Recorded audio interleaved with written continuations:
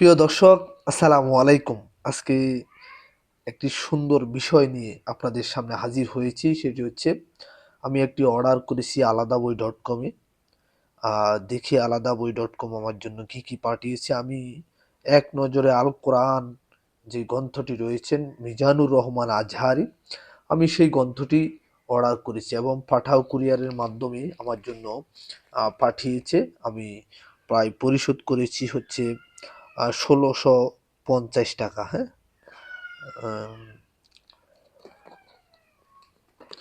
তাহলে এটা আমরা আনবক্সিং করি। যদিও আমি পূর্বে আনবক্সিং করেছি, তারপর আপনাদেরকে দেখানোর জন্যই ওনারা আমাদের জন্য কি কি পাঠিয়েছে। আনবক্সিং বলতে কি কি পাঠিয়েছে ওটাও দেখেছি, এখন আপনাদেরকে দেখাতে চাই। আলাদা বই ডট কম আমাদের যে বইটি পাঠিয়েছে, বইটি অনেকেই দেখেছেন, আবার অনেকেই দেখেন নাই। আহ, আলাদা বই ডট কম আমার জন্য একটি পিকচার, সুন্দর পিকচার, আর হচ্ছে ধামাকা অফারের উপরে, হ্যাঁ, একটি কুপন পাঠিয়েছে। আর তাদের যে প্রকাশনী রয়েছে, প্রকাশনীর একটা বিজ্ঞাপন, সত্যেন প্রকাশন, বইয়ের আলোয় রাঙায় সময়। হ্যাঁ, এটা বিভিন্নভাবে হতে পারে। পাশাপাশি আমার জন্য একটি আহ, একটি আপনার হচ্ছে আহ, এটা কি বলে, সূচনা স্বরূপ একটি মিজানুর রহমান আজহারির লেখা একটি চিঠি আপনাদেরকে যদি পড়ে শোনাই। পড়ে শুনে আপনাদেরকে, আপনারা দেখুন। সালামু আলাইকুম। সমস্ত প্রশংসা মহান আল্লাহ তাআলার, যিনি আমাদেরকে ইমানের সুশীতল ছায়ায় আশ্রয় দিয়েছেন। পৃথিবীর সকল কাগজ কলম পুড়িয়ে গেলেও যার অনুগ্রহের বর্ণনা লিখে শেষ করা যাবে না, সেই দয়াময় মনিব আমাদেরকে দান করেছেন মহা বিস্ময়কর গ্রন্থ আল কোরআন। এই কোরআনকে বসানো চাই নিজের জীবনের ড্রাইভিং সিটে, তবেই জীবন চলবে সঠিক পথে, হৃদয়ে ছড়াবে বসন্তের সুবাতাস। বহুমাত্রিক দৃষ্টিভঙ্গিতে কোরআন চর্চা ও এর অধিক পঠন পাঠনই আমাদের জীবনকে করবে আসমানে আলোয় আলোকিত। আল্লাহ তাআলা আমাদেরকে, আমাদের সবাইকে কোরআনের পথে অবিচল রাখুন, আমিন। আপনার ভাই মিজানুর রহমান আজহারি। ভালো থাকবেন, সুস্থ থাকবেন। তারপরে যেটি আপনাদেরকে দেখাতে চাই সেই বইটি আমি আনবক্সিং ভিতর থেকে বইটি বের করে দেখাচ্ছি। এই হলো সেই বইটি, এক নজরে আল কোরআন। এক নজরে আল কোরআন বইটি, আমি যদি এটাকে খুলে দেখাই, পুরোপুরি দেখানো যাবে না, কারণ হচ্ছে যে কিছু কিছু দেখানো যাবে, পুরোপুরি তো আর এত বড় বই দেখানো সম্ভব না। আনবক্সিং করে এক নজরে আল কোরআন। এরপরে হচ্ছে যে এখানে আপনি একটা কাভারের ভিতরে বইটি রয়েছেন।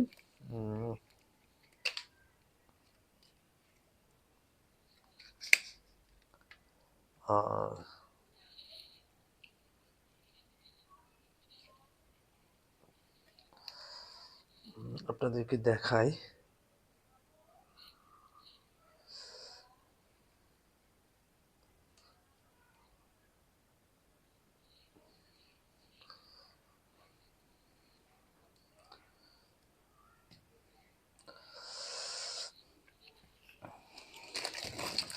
এই হলো বই আল কোরআন, এক নজরে আল কোরআন। দেখতে পাচ্ছেন, এক নজরে আল কোরআনের যে প্রথমে দেওয়া আছে এক নজরে আল কোরআন, ডক্টর মিজানুর রহমান আজহারি। লেখকের কথা, সমস্ত প্রশংসা কেবল আল্লাহর জন্য নিবেদিত, যার অসীম করুণা সমস্ত ভালো কাজ পরিপূর্ণতায় লাভ করে। দরুদ সালাম আর হৃদয় রিংনানো ভালোবাসা প্রিয় নবী মুহাম্মদ সাল্লাল্লাহু আলাইহি সাল্লামের প্রতি, যিনি কোরআন শাশ্বত বাণী আমাদের কাছে পৌঁছে দিয়েছেন।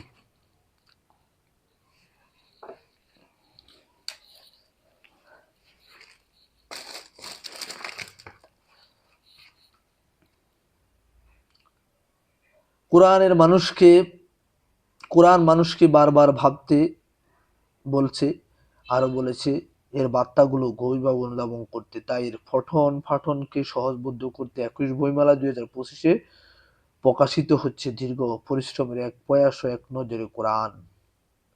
ব্যতিক্রমধর্মী এই বইটিতে কোরআনের সার নির্যাসকে ভিজুয়াল ও ইনফোগ্রাফিক ফরম্যাটে উপস্থাপন করা হয়েছে, অর্থাৎ গতানুগতিক অনুবাদ বা তাফসীর নয়, বরং কোরআনের মূল শিক্ষা প্রধান থিম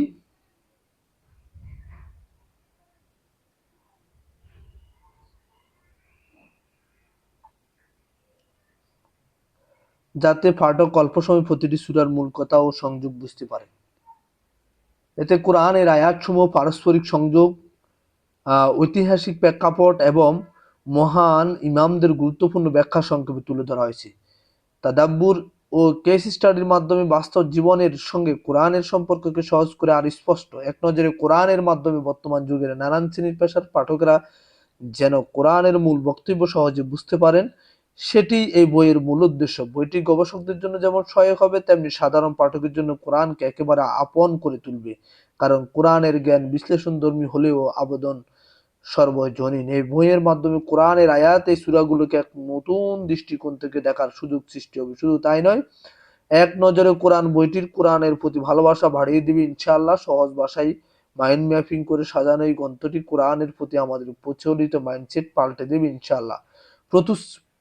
প্রতিশ্রুতিশীল প্রকাশনা সংস্থা সত্যায়ন প্রকাশনাকে পাশে পেয়ে আমি কৃতজ্ঞ ও মুগ্ধ। পুরো টিমের দুর্দান্ত পরিশ্রম বইটি নান্দনিকভাবে উপস্থাপিত হয়েছে। তবে মানুষ হিসেবে যেহেতু আমরা কেউই ভুলের ঊর্ধ্বে নয়, তাই কোনো অসঙ্গতি আপনার চোখে পড়লে দয়া করে আমাদের জানাবেন, আমরা পরবর্তী সংস্করণে সেটা সংশোধন করে নেব ইনশাআল্লাহ। এই গেল লেখকের কথা। দ্বিতীয়ত হচ্ছে, আমরা যদি সামনের দিকে আগাই, এখানে সূচিপত্র স্পষ্ট করে দেওয়া আছে। সূরা ফাতিহা কত নম্বর পৃষ্ঠায় দেওয়া আছে। এরপরে আপনি আসেন হলো কোরআন বুঝার মূলনীতি, নিয়তের বিশুদ্ধতা, হ্যাঁ, এই পাঠ রয়েছে। এরপরে রাসূল ইসলামের অনুসরণ, রাসূল সাল্লাল্লাহু আলাইহি সাল্লামের অনুসরণ, হ্যাঁ। এরপরে রয়েছেন শানে নজুল ও নাজিলের প্রেক্ষাপট, নির্ভরযোগ্য প্রাচীন ও তাফসীর অধ্যয়ন করা, হ্যাঁ। কোরআনের সংকলনের ইতিহাস প্রথম ধাপ। দ্বিতীয় ধাপ আবু বকরের যুগ, কোরআন সংকলন। এরপরে আছে আপনার হচ্ছে পর্যায়ক্রমে দেওয়া আছে এখানে। যেমন আমরা 25 নম্বর পৃষ্ঠায় যদি যাই, এই যে দেখা, এই যে এটা হলো হচ্ছে 21 নম্বর পৃষ্ঠা, জীবনে সাজানো হয়েছে এক নজর কোরআন। কোরআনের কথা বলে মানুষের সাথে, কখনো কাঁদায়, কখনো বা আন্দোলন করে। জীবন ঘনিষ্ঠ সব বিষয়ের আলাপ দিয়ে কোরআনের বিষয়বস্তু সাজানো। তবে কোরআনের সাথে মজবুত সম্পর্ক না থাকায় আমরা বুঝে উঠতে পারি না কোরআন থেকে ঠিক কিভাবে উপকৃত হব। বাস্তবতা হলো, ব্যস্ত জীবনে কোরআন চর্চা খুবই একটা হয় না।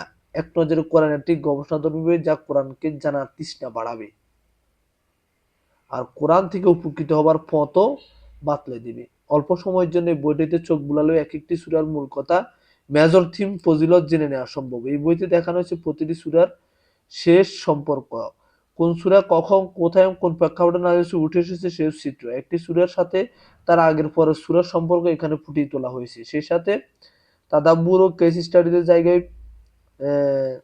আপনার ফুটে তোলা শেষে তাদাব্বুর পেয়েছে জীবন ঘনিষ্ঠ কিছু আলাপ। মোট কথা, কোরআনকে যে হাজারো দৃষ্টিভঙ্গিতে দেখা যায়, কোরআনের সাথে যে মানুষের কানেক্টিভিটি এত গভীর হতে পারে তা অনায়াসে অনুভব করা যাবে ইনশাআল্লাহ।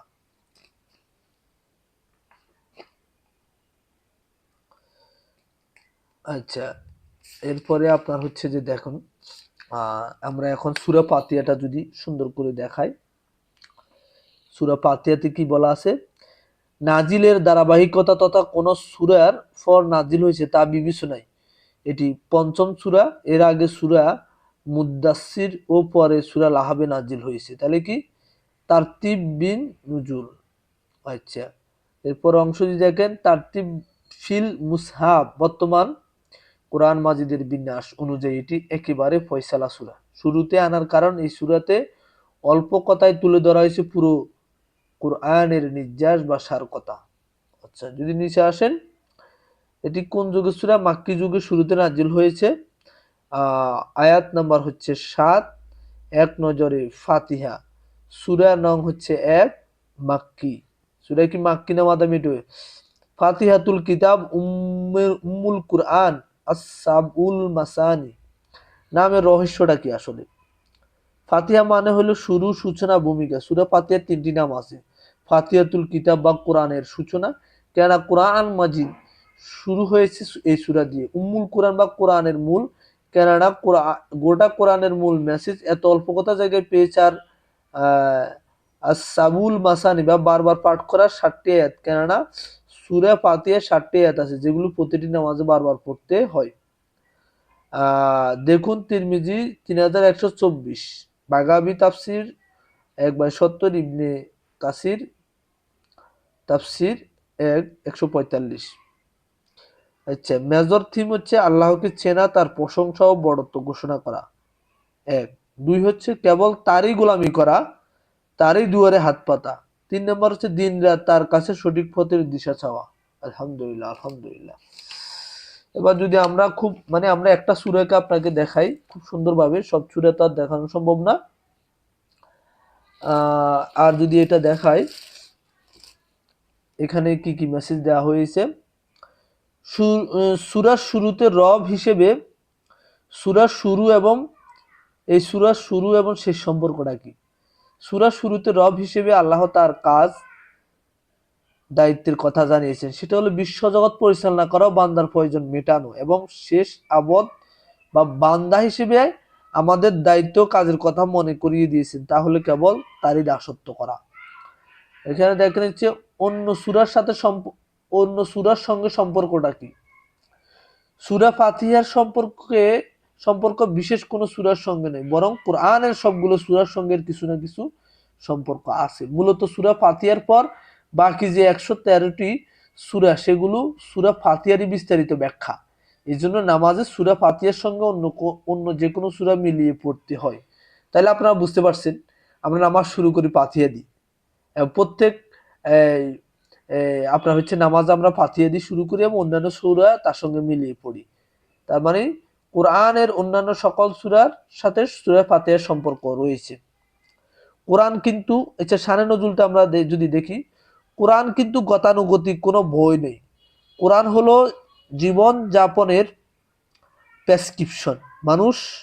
মানুষের এক এক ধরনের দরকার নেমে এক এক সূরা। তো কোন দরকার কি প্রেক্ষাপটে নাজিল হয়েছে, এক একটা আয়াত তার দলিল দস্তাবেজকে বলে শানে নজুল। প্রায় সবগুলো বিশুদ্ধ তাফসির ঘেটেও সূরা ফাতিহার এরকম কোনো শানে নজুলের সন্ধান মেলেনি। বোঝাই যাচ্ছে যে সূরা ফাতিহা বিশেষ কোনো উপলক্ষ নিয়ে নাজিল হয়নি, ওটা বরং মহান রবের পক্ষ থেকে মসিহ উম্মাহর জন্য এক বিস্ময়কর উপহার। তবে হ্যাঁ, সূরা ফাতিহা যখন নাজিল হয় তখনকার মক্কার চালচিত্র ঘাটাঘাটি করলে কিছু ব্যাপার বুঝতে পারা যায়। যেমন তখন পবিত্র কাবাঘরের আশপাশে বিস্তর মূর্তি পূজা হতো। সূরা ফাতিহা আল্লাহ শুনিয়ে দিলেন তাওহীদের মর্মস্পর্শী ঘোষণা, আল্লাহ ছাড়া অন্য কারো ইবাদত চলবে না। মূর্তি তো দূরে থাক, অন্য কোনো বিশ্বাস বা মতবাদের পূজা করা যাবে না। আবার আপনার ইসলামের ছায়াতলে আসায় তখনকার মুশরিকরা মুসলিমদের উপর অকথ্য নির্যাতন চালাচ্ছিল। সূরা ফাতিহা আল্লাহ শুনালেন সান্ত্বনার বাণী, একটু সবুর করো, বিচার দিনে যার যা পাওনা সব মিটিয়ে দেওয়া হবে। আর শেষমেশ সরল পথ ছাইতে বলার মাধ্যমে সমগ্র মুসলিম জাতিকে তিনি গেঁথে দিলেন একই সুতোয়। আমাদের এই একটাই পরিচয়, প্রত্যেকে সরল পথের অনুসারী, ঐক্যবদ্ধ এক জাতি। এরপরে এটার যদি আমরা সেগমেন্টগুলো দেখি, সূরা ফাতিহার সেগমেন্টটা আসলে কি দিছে। সেগমেন্ট যদি দেখি, প্রথম অংশ নিজের পরিচয় দিয়েছেন আল্লাহ বান্দা। মাঝের অংশ আল্লাহ বান্দার মাঝে যে চুক্তি তা মনে করিয়ে দেওয়া হয়েছে। বান্দা আর শেষ অংশে তুলে ধরছেন বান্দার পরিচয়, ফজিলতটা কি। আচ্ছা, কোরআনের সবচেয়ে মর্যাদাপূর্ণ সূরা। নবীজি এক সাহাবীকে বলেন, আমি তোমাকে কোরআনের সবচেয়ে মহামান্বিত একটি সূরা শিখাবো, সেই সূরাটি হলো সূরাতুল ফাতিহা। রোগের চিকিৎসা, রাসূল পাক সাল্লাল্লাহু আলাইহি ওয়াসাল্লাম সূরা ফাতিহাকে সমস্ত রোগের চিকিৎসা হিসেবে দেখিয়েছেন, এবং বাস্তব জীবনে আমি নিজেও এটা টুকটাক আমল করি। এটা আপনাদের সামনে যদি বলতাম না, বলছি আমি আমল করি বলতে এই সূরা দিয়ে আমি আমি নিজেও অনেক ক্ষেত্রে উপকার পেয়েছি বিভিন্ন রোগ বালাইয়ের ক্ষেত্রে। এবং আপনি যেহেতু হযরত মুহাম্মদ সাল্লাল্লাহু আলাইহি ওয়াসাল্লাম বলেইছেন, এটা আমরা অনেকে জানি, জানিও কিন্তু মানি না। অর্থাৎ এটার উপরে আমাদের বিশ্বাস ওইভাবে স্থাপন না করলে আমরা ওইভাবে কিন্তু রেজাল্ট পাবো না। একবার জিব্রাহিম উজ্জ্বল আলো, একবার জিবরিল আলাইহিসসালামের সঙ্গে বসেছিলেন নবীজি। তখন এমন এক সময় আসমানে একটি দরজা খোলা আওয়াজ শোনা গেল। এই দরজাটি এর আগে কখনো খোলা হয়নি। তখন ওটা দিয়ে নেমে এলেন এক ফেরেশতা, নবীজিকে সালাম দিয়ে বললেন, হে আল্লাহর নবী, দুটো আলোর সুসংবাদ গ্রহণ করুন, যে আলো দুটো শুধু আপনাকে দেওয়া হয়েছে আর আপনার আগে কোনো নবীকে দেওয়া হয়নি। একটি হলো সূরা ফাতিহা আর অন্যটি হলো সূরা বাকারার শেষ কয়েকটি আয়াত। ওখান থেকে একটি হরফ পাঠ করলে বিনিময়ে বিনিময়ে আপনাকে প্রতিদান দেওয়া হবে। বিনিময়ে কি প্রতিদান? মুসলিম ৮০৬, বিনিময়ে আপনাকে কি দেওয়া হবে? প্রতিদান দেওয়া হবে। আচ্ছা, এই উসুলা আমিও পড়ে নিচ্ছি। আমি এটা অর্ডারের মূল কারণ হচ্ছে যে আসলে বাস্তব জীবনের সময়ের সাথে তাল মিলিয়ে পড়া হয় না ওইভাবে, হয়তো আরবিতে আমরা সব তর্জমা জানি না, তাই হচ্ছে যে এক নজরে কোরআনটি আমি অর্ডার করেছি। বিশ্বজগৎ নিয়ে আপনি যত বেশি চিন্তা ভাবনা করবেন, আল্লাহকে আপনি তত বেশি চিনতে পারবেন। গতিপথ, আল্লাহ আল্লাহর ক্ষমতা, অনুগ্রহ, স্বীকৃতি। আল্লাহ বিশ্বজগতের অধিপতি, রাজাদিরাজ। এই বিশ্লেষণ শুধু তার বেলাতেই সাজে, তবে অসীম ক্ষমতা অধিকারী হলেও তিনি তার বান্দাদের বেলায় বিষমন্ত, এবং প্রশংসা কেবল তারই। বিচার দিবসের সত্যায়ন, এর সেন্ট্রাল থিমটা হচ্ছে পূর্ণাঙ্গ প্রার্থনা, সর্বশক্তিমান আল্লাহর কাছে সঠিক পথ ও সফলতা চাওয়া। বিচার দিবসের সত্যায়ন, একমাত্র আল্লাহ এই বিশ্বজগৎ সৃষ্টি করেছেন, তিনি তার বান্দাদের আলো বাতাস পানি যুগিয়ে যাচ্ছেন, আর তিনি কিয়ামতের দিন বান্দাদের সকল কাজের হিসাব বুঝে নেবেন। দাসত্বের ঘোষণা ও সাহায্য প্রার্থনা, মহামহিন এই রবের সামনে কেবল মানুষ মাথা নেয়াতে পারে আর সাহায্য চাইতে পারে শুধু তারই কাছে। ৪ নাম্বার হচ্ছে সঠিক পথের দিশা, তার কাছে সাহায্য চাইতে হবে, তিনি যেন আমাদেরকে সঠিক পথের দিশা দেন, সেই সাথে বিপদ থেকে যেন আমাদেরকে দূরে সরিয়ে রাখেন। কেস স্টাডিটা কি? এখানে কেস স্টাডিটা হলো সূরা ফাতিহা গোটা মানব জাতিকে ৩ দলে ভাগ করা হয়েছে। সূরা ফাতিহায় গোটা মানব জাতিকে ৩ দলে ভাগ করা হয়েছে। সঠিক প্রাপ্ত এদের জ্ঞান আছে, সে অনুযায়ী কাজ করে। নবী সাল্লাল্লাহু আলাইহি ওয়াসাল্লাম, সিদ্দিক, শহীদ ও সৎ বান্দাগণ। ১ নম্বরে সিদ্দিক, নবী রাসূল, সিদ্দিক, শহীদ ও সৎ বান্দাগণ। ২ হচ্ছে আল্লাহর গবেষণাপ্রাপ্ত জ্ঞান আছে ঠিক, কিন্তু সে অনুযায়ী কাজ করে না। ইহুদিরাও এই দলের আওতায়। প্রদবষ্ট, এরা টুকটাক ধর্মকর্ম করে কিন্তু সেটা জ্ঞানের ভিত্তিতে নয়, মানে আমল আছে কিন্তু ইলেম নেই। প্রদবষ্টের সবচেয়ে ভালো উদাহরণ হচ্ছে খ্রিস্টানরা। কোরআনে আল্লাহ অসংখ্য ঘটনার মাধ্যমে বারবার আমাদের সামনে এই তিন দলের পরিচয় করে দিয়েছেন। এক হলো সঠিক পদ প্রাপ্ত, এদের মধ্যে রয়েছে নবী, রাসূল, সিদ্দিক, শহীদ আর সৎ বান্দাগণ। আর ২ নম্বরে আল্লাহর গজব প্রাপ্ত হইলো জ্ঞান আছে ঠিকই কিন্তু সে অনুযায়ী কাজ করে না। ইহুদিরা এই দলের আওতায়। আর পথভ্রষ্ট আওতায় হচ্ছে এরা টুকটাক ধর্মকরণ করে কিন্তু সেটা জ্ঞানের ভিত্তিতে নয়, মানে আমল আছে কিন্তু ইলম নেই। পথভ্রষ্টদের সবচেয়ে ভালো উদাহরণ খ্রিস্টানরা। কোরআন আল্লাহর অসংখ্য ঘটনার মাধ্যমে বারবার আমাদের সামনে এই ৩ দলের পরিচয় স্পষ্ট করেছেন। এখানে আমাদের কাজ হলো যেসব ঘটনা গভীরভাবে দেখা যায় আমাদের মধ্যে অভিশপ্ত ইহুদিদের স্বভাব ঢুকে পড়ছে কিনা, খ্রিস্টানদের মতো আমরাও ইলেম ছাড়া আমল করে নিজেকে কামেল ভাবছি কিনা, এসব খতিয়ে দেখা। অন্যদিকে সঠিক পথের অনুসারী আমাদের প্রিয় নবী নূহ নবী, ইব্রাহিম নবী, মুসা নবী, অন্যান্য নবী। এছাড়াও সঠিক পথ পেয়েছেন লুকমান আলাইহিস সালাম ও আসহাবে কাফের যুবকেরা। তাদের ঘটনাগুলো নিয়ে আসহাবে কাহফের কাহফের যুবকেরা, তাদের ঘটনাবলী নিয়ে নিবিড় গবেষণা করে দেখতে হবে আদতে আমরা কতটুকু তাদের অনুসারী হতে পারলাম। ওভারভিউটা হচ্ছে কি, ওভারভিউ হচ্ছে আহ, আল্লাহ আল্লাহর নামে শুরু না করলে কোনো কাজই পূর্ণতা পায় না। যিনি সৃষ্টি করেছেন তিনি সর্বোত্তম পথ প্রদর্শক, তারই কাছে সঠিক পথের দিশা চাইতে হবে। জগতে যত প্রশংসা আছে সবটুকু আল্লাহর জন্য, যিনি সৃষ্টি করেছেন বিশ্বজগৎ। অনুসরণ করা চাই পূর্বসূরীদের, যারা সঠিক পথ অনুসারী ছিলেন। সমস্ত সৃষ্টির প্রতি তার অপুরাণ ভালোবাসা। জ্ঞান থাকা সত্ত্বেও যারা বিপদে গেছে তথা ইহুদিরা তাদের অনুসরণ নয়। ভালোবাসেন বলে বান্দা যাচ্ছে তাই করবে তা নয়, বিচার দিনে অন্যায় কাজের শাস্তিও দেবেন। আর জ্ঞান না থাকার কারণে যারা পথভ্রষ্ট হয়েছে তথা খ্রিস্টানরা ওদের অনুসরণ নয়। তাকে রব হিসেবে চেনার পর প্রথম কাজ তার দাসত্ব করা। রিফ্লেকশন বা তাদাব্বুর। বিসমিল্লাহ কথাটি শুনতে খুব ছোট কিন্তু ভীষণ পাওয়ারফুল। এটা আপনাকে সরাসরি আল্লাহ তাআলার সঙ্গে নেটওয়ার্কিং করে দেয়। কোনো কাজের শুরুতে বিসমিল্লাহ বলা মানে কাজটি এখন আপনার একার নয়, বরং আপনার সাহায্য এগিয়ে আসবেন আল্লাহ নিজেই। তখন বসে না থেকে এগিয়ে আসবেন ফেরেশতারাও। এখানে শেষ নয়, বিশ্বজগতের সবকিছু আপনার কাজটি বেগবান করতে হয়ে উঠবে তৎপর। এছাড়া বিসমিল্লাহ বলে কোনো সাধারণ দুনিয়াবি কাজ শুরু করলেও তার ন্যাক আমলের খাতায় জমা হতে থাকবে। তো প্রিয় শুভাকাঙ্ক্ষী, প্রিয় ভাই ও বোনেরা, যদি সুযোগ হয় এক নজরে কোরআনটি আপনার বাসায় কিনে রাখুন। এটি লিখেছেন এক নজরে কোরআন, এটি লিখেছেন ডক্টর মিজানুর রহমান আজারি। প্রকাশনী হচ্ছে প্রকাশনী দেখে কিনবেন, সত্যায়ন প্রকাশন। ভালো থাকবেন, কারণ হচ্ছে জীবন চর্চায় কোরআনের চর্চা যত বাড়িয়ে দিবেন জীবন তত সুন্দর হবে, জীবন তত সরল হবে, জীবনে বেজাল আজাল কম আসবে।